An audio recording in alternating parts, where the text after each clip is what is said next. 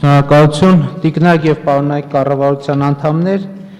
2015 թվականի փետրվարի 12-ին ՀՀԿ խորհրդի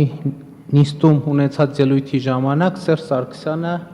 մի քանի հայտարարություններ է արել, ես ուզում եմ դրանցից երկուսը մեջբերել, խոսելով ԲՀԿ նախագահ, նախկին նախագահ Գագիկ Ծառուկյանի մասին, ազգային ժողովի պատգամավոր նա ասել է. Շարունակվում են նաև օդում կախված մնալ բազմաթիվ քրեական հանցագործություններ, պրոֆեսիոնալ կերպով քողարկելու մեխանիզմ հիմնելու մասին չստուգված լուրերը, վաղը ես հրավիրելու եմ անվտանգության խորհրդի նիստ, որտեղ մեր իրավապահների հետ համապատասխան անդրադարձ կլինի, թե ինչպես վարվել նման լուրերի հետ։ Նույն ելույթի մեջ ասել է նաև Սերժ Սարգսյանը էլի Գագիկ Ծառուկյանի մասին, տարիներ ի վեր շարունակում են օդում կախված մնալ չստուգված լուրերը, չմուծված միլիարդավոր դրամ հարկերի, տարեցների կենսաթոշակներից ու երիտասարդների կրթելու իրավունքից գողացած միլիարդները չնչին, այսպես ասած ճակերտավոր բարեգործության անվան տակ քողարկելու մասին։ Ես հորդորում եմ Հայաստանի Հանրապետության վարչապետին հանձնարարել համապատասխան մարմիններին մինչև վերջ ու մանրամասն ստուգել այս լուրերի իսկությունը եւ բաց ներկայացնել բոլորին։ Սրան պարոն Հովիկ Աբրահամյանը արձագանքել է հետեւյալ կերպ, դիմելով Սերժ Սարգսյանին ասել է. Ես ականջալուր եղա ձեր հորդորին, վարչական լծակները, որ ես ունեմ, ես պիտի կյանքի կոչեմ, ես ինքս մեծ անելիքներ ունեմ եւ անելու եմ գործնականում, օգտագործելու եմ նաեւ իմ վարչական լծակները, վարչապետի լիազորությունները եւ այն մարդիկ, ովքեր առաջին 1, 2, 3 անգամ ասելուց չեն ընկալում, մի քանի անգամ պիտի ասենք, մի հատ էլ բամփենք։ Ուրեմն նախ տեղեկացրեք արդեն 3 ամիս է անցել, այս օդում կախված լուրերը ինչ են եղել, որովհետև հանրությունը տեղեկատվություն չի ստացել, եւ հետո պարոն Աբրահամյան, ես անկեղծ ասած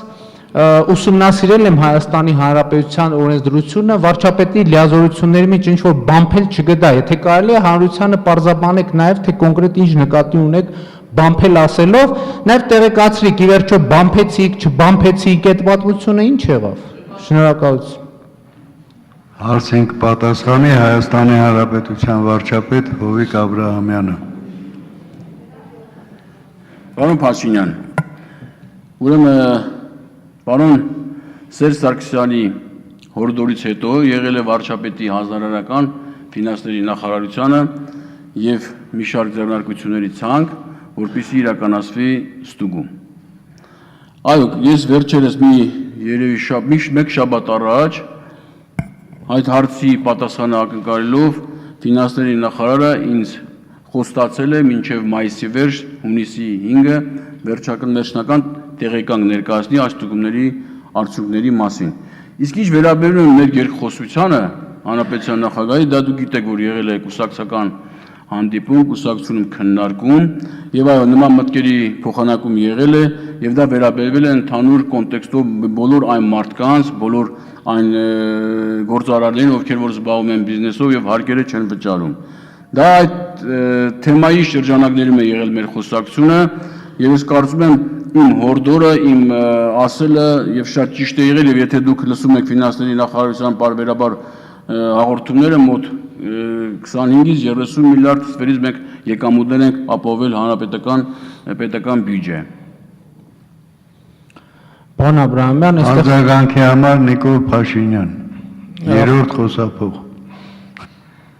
Շնորհակալություն, խոսք է գնացել կոնկրետ անձի մասին, ազգային ժողովի պատգամավորի մասին, դուք չասացիք նաև կառավարության առընթեր մարմինները ինչ միջոցներ են ձեռնարկել այդ հանցագործությունները քողարկելու մեխանիզմների մասին, գոյություն ունեն այդ մեխանիզմները թե չունեն, այսինքն 3 ամիս անցել է, դուք մինչև մայիսի վերջո չեք կարող ասեք, այդ լուրերը ճիշտ էին, սխալ էին,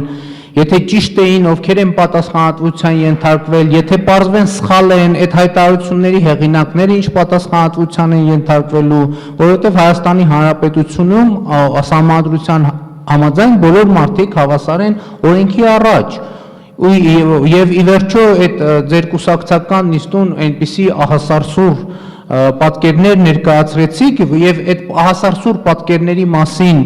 ամբողջական տեղեկատվություն տալը մտնում է նաև հանձնարարականի եւ ձեր լիազորությունների մեջ, բայց դուք արդեն ասացիք, որ մայիսի վերջին պետք է լինի, մենք այս տարի եւս մի քառորյա ունենք, հիմա ես օգտվելով առիթից նաև հիմա այդ հարցը գրավոր կուղեմ, որպեսզի հաջորդ քառորյայում նաև դուք հնարավորություն ունենաք հանրությանը իրազեկելու, թե այդ մայիսի վերջին ինչեր բարձեցիք տեղի ունեցողի մասին, եւ եթե կարելի է այդ ֆինանսների նախարարության մասով ասցիք, բա կառավարության առընթեր ազգային անվտանգության ծառայությունը ինչ է ձեռնարկում եւ ոստիկանությունը ինչ է ձեռնարկում։ Շնորհակալություն։ Պարոն Փաշինյան, մենք որևէ մեկին ահաբեկելու ցանկություն չենք ունեցել, իրոք ես կարծում եմ, որ մենք բոլոր այն հարցերը, որ կապված է եղել ուղիղ ծառայության գագի հետ կապված եւ հանձնարարականների տարբեր, ինչպես ասացիք, առընթեր կառույցներին, եկամուտների նախարարության, այսինքն ֆինանսների նախարարությանը մենք ամփոփ կներկայացնենք եւ այո, մենք բարձ ասելու ենք, վարչապետը չի ասելու, բայց պատգամարմնի ղեկավարները կներկայացնեն, թե այս ստուգումների արդյունքում ինչ են արձանագրել։ Եվ ես կարծում եմ, այո, մենք պետք է լինենք թափանցիկ, անկեղծ եւ մարդկանց հանրության ներկայացնենք, որովհետեւ իրոք հանրությունը սպասում է այդ ստուգումների արդյունքներին։ Ես կարծում եմ, որ ձեր հարցադրումը ճիշտ է, տեղին է,